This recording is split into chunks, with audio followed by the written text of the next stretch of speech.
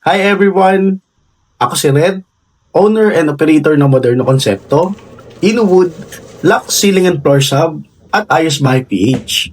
At dito sa video na to, ipapasilip ko sa inyo kung paano ko minamanage ang company namin araw-araw. From showroom operations to suppliers meetings to coordinating with our sales and logistic teams. Samahan niyo ako behind the scene kung paano namin sinisigurado na tuloy-tuloy ang serbisyo at maayos ang bawat project. Again, this is Ted and welcome to a day in my life. Lagi kong sinisimula ng araw ko by walking and jogging. Lately din, nahilig ako sa mga vegetable na hindi ko alam kung vegetable ba yan, no? Ano ba tawag dyan? Fruits ba yan? Basta yan, mga ganyan, cucumber, mga biniblend na mga kung ano-ano. Kasi, nung ginawa ko siya, parang, gumaganda yung pakiramdam ko. I mean, parang ang healthy ko, feeling ko. Feeling ko lang. Pag breakfast, heavy meal talaga ako. Hindi ako nag-light meal kasi hindi ako nag-lunch. Breakfast lang. Tapos yan, bago pumasok, pag may gising na anak, banding muna saglit. Yun, tapos ang mode of transportation ko, yan, tricycle o kaya madalas lakad. Madalas ako naglalakad. Mas gusto ko naglalakad kaysa sa sumasakay ng sasakyan para tipid na rin, same time healthy. Marami pa ako nakikita. Good morning ako sa mga tao. Hello. Morning. Yun, so pagdating ng office, una kong hinahanap is yung report nung yesterday para ma-check ko. Delivery report, mga sales report, mga ganyan.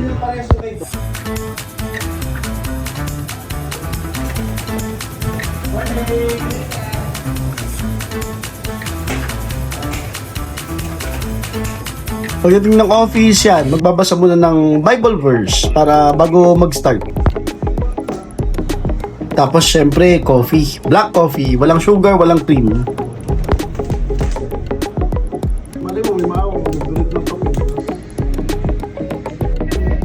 So yan, sabak na. Unang-una, check ko muna yung mga delivery reports nila, kung na-deliver ba lahat ng mga dapat i-deliver. Check din natin yung sales kung tumutugma ba, tapos check ng mga supply sa mga supplier kung available ba lahat or kung ano yung mga hindi available. Yan yung morning ko. Tapos yan, susulat ng script para sa mga sa marketing, sa vlog. Ako din kasi ang nagbo-marketing sa ngayon. Yan, ako yung gumagawa ng mga content namin. Sinusulat ko yan, tapos pinapractice ko. Tapos nandyan si Abby, napansin niya siguro nagbablog ako. Kaya gusto niya rin kasing makita sa camera, kaya ayan, nandyan siya. Ano yan, na-receive ko? Oo. Okay na, thank you. So yun, dito ko na rin chine-check yung mga ongoing projects namin, kung ano na ba yung status, kung patapos na ba, or kailan siya matatapos, or kung may problema ba sila sa site, or ano man. Natapos ko na lahat ng mga admin task, yan na, mag-focus na ako niyan sa content creation naman ulit. Gagawa na ako ng content, mag-edit, kung may dapat i-edit, magsusulat ng mga script, yan. So, yun yung mga gagawin ko. Tsaka yan, kung may kailangan na akong pirmahan, kung may kailangan sa akin yung mga accounting or finance,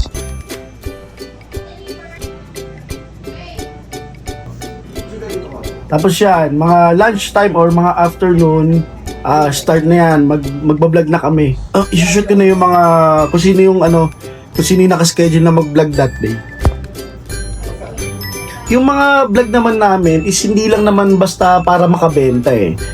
Yung vlog namin is about giving idea sa mga client kung ano yung bagay sa preference nila. So, may mga matching ng colors at materials. Depende sa kung ano yung gusto nilang ma-achieve dun sa space nila. So sa afternoon, pupunta naman ako sa Pacho branch. Yun yung isa naming branch, yung Moderno Concepto. So dyan, check ko lang kung kamusta yung tindahan, kamusta yung mga sales executive dyan, stocks, kung available pa yung mga stocks nila na meron sila. Tapos vlog na rin at the same time. So nagbablog din kami dyan palagi. Ang objective ko bilang owner ng company na to is hindi lang solely basta yumaman. Gusto ko talaga magbigay ng opportunity, kaya nga may maganda akong compensation sa mga employees namin. So hindi maliit ang sahod nila. Kasi yun yung gusto kong mangyari, magbigay ng oportunidad. At the same time, habang nakakapagbigay ako ng oportunidad, nakakapagbigay naman din ako ng value sa mga client naman. So natutulungan namin silang pumili ng tamang materials para sa mga interior at exterior nila. So yun yung ginagawa namin ngayon at gusto ko tong ginagawa ko. Ako si Red at salamat po sa inyong suporta.